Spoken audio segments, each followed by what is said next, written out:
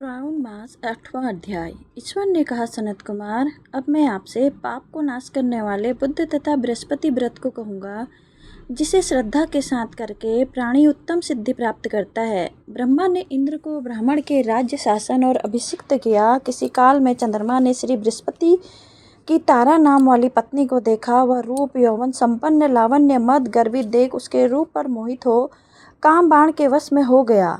अपने घर में रख चंद्रमा ने गुरु पत्नी को बल से उपभोग किया। इस प्रकार बहुत काल बीत जाने बाद उसके एक पुत्र हुआ। वह विद्वान, रूपशाली, स्वर्ण लक्षणों से युक्त बुद्ध नाम से प्रसिद्ध था। बृहस्पति अपनी स्त्री को खोजते हुए चंद्रमा के घर में गए। चंद्रमा से कहा, मेरी पत्नी दे दो। गुरु की स्त्री के साथ तुमने कैसे गमन किया? गुरु तलय पाप से तेरा कैसे छुटकारा होगा? इस बड़े पाप के संयोग से मैं तुम्हारी कैसे बुद्धि हुई? तेरी इस प्रिया तथा अपने गुरु की स्त्री को मुझे चुपचाप दे दो। यदि ऐसा न करोगे तो इंद्र सभा में तेरे इस पाप को कहूँगा। बृहस्पति को यूँ कहने पर भी कलंकित चंद्रमा ने गुरु पत्नी तारा को नहीं लौटाया, तो वह देव सभा में जाकर बृहस्पति ने इस वार्ता को कहा कि मेरी पत्नी को चंद्रमा ने ग्रहण कर लिया है और वह मांगने पर भी मेरी पत्नी नहीं देता है। हे इंद्र, आप देवराज हैं, आप मेरी पत्नी को चंद्रमा से दिला दें, अन्यथा चंद्रमा कृत पाप आपको होगा, इसमें संशय नहीं, क्योंकि राज्य का पाप शस्त्र के निर्णय से राजा को भी भोगना पड़ता है। दुर्बल का बल राजा है, वह पुराण में कहा गया है। गुरु की वार्ता सुनकर इंद्र ने चंद्रमा को बुलाया, क्रोध से आज्ञा दी कि हे इंद्र, गुरु बृहस्पति की पत्नी को दे दो। अन्य की पत्नी के साथ गमन करना पाप कहा गया है। गुरु पत्नी के गमन को महापाप है। अतः हे चंद्र, गुरु की भार्या को बिना विचारे ही लौटा दो। इंद्र की वाणी को सुन निशापति ने कहा, आपकी आज्ञा से भार्या को देता हूँ, पर पुत्र को ना दूंगा। यह मेरे से उत्पन्न है, मेरे वैभव से संपन्न है। इस बात पर बृहस्पति ने कहा कि यह पुत्र मेरे से उत्पन्न है। इसमें देवतागण को संशय उत्पन्न हो गया। देवताओं ने यह विचार, किसके शरीर से पुत्र पैदा है? इस वार्ता को माता जानती है। देवताओं ने बृहस्पति की पत्नी तारा से पूछा, किसके द्वारा गर्भ है? हे कल्याणी, सत्य कहना, तुम मिथ्यावाणी मत कहना। लज्जा से संपन्न तारा ने कहा, चंद्र का और बृहस्पति का क्षेत्रेज्य पुत्र है। आप लोग जिसे सुयोग्य जाने उसे दे दें। ऐसी वाणी सुन देवताओं ने शास्त्र से विचार कर उस बुद्ध लड़के को चंद्रमा को दिया।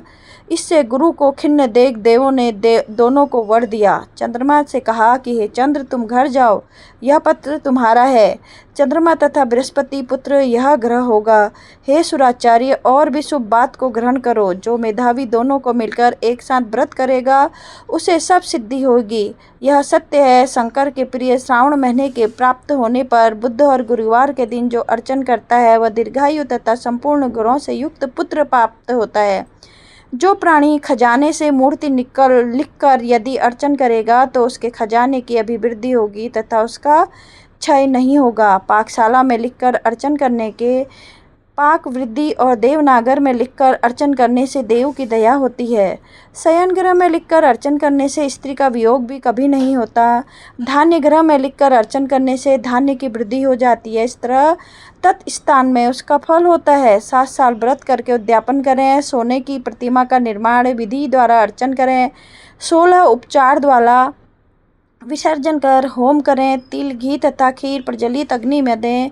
चिड़चिड़ा तथा पीपल की समिधा में होम करें। पूर्ण होती पर मामा तथा भांजे को अच्छा भोजन कराकर अन्य ब्राह्मणों को भोजन कराएं। स्वयं को भी भोजन करें।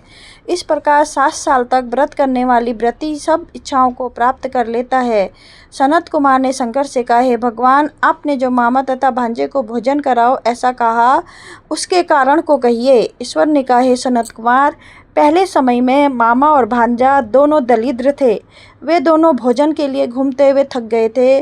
किसी सुंदर नगर में वो दोनों धान्य मांगने के लिए गए। उस सुंदर नगर में श्रावण महीने में उसी व्रत को करते देखा, पर बुद्ध तथा गुरु का कहीं व्रत नहीं देखा। उस समय उन लोगों ने बहुत काल तक आपस में विचार किया कि जब सब जगह सूर्य तथा अन्य वारों का व्रत देखने में कहीं नहीं आया, अतः हम दोनों बुद्ध तथा गुरु व्रत करें।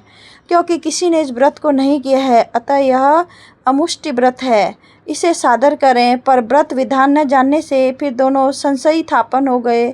तब उसी रात में उन दोनों को स्वप्न में विधि ज्ञात हुई। स्वप्न से ज्ञात विधि द्वारा व्रत को दोनों ने किया तथा बड़ी संपत्ति प्राप्त की। वह ऐश्वर्य दिन बढ़ता नजर आने लगा। इस प्रकार 7 साल तक व्रत करने पे वे पुत्र पौत्र आदि से संपन्न हो गए। प्रत्यक्ष हो बुद्ध तथा गुरु में उन दोनों को वर दिया कि आप लोगों ने हमारे व्रत का स्वीकार किया, अतः आज से इस व्रत को जो करेगा यह निश्चय मामा तथा भांजे को भोजन करवाएगा। ओम हर हर महादेव। पार्वती।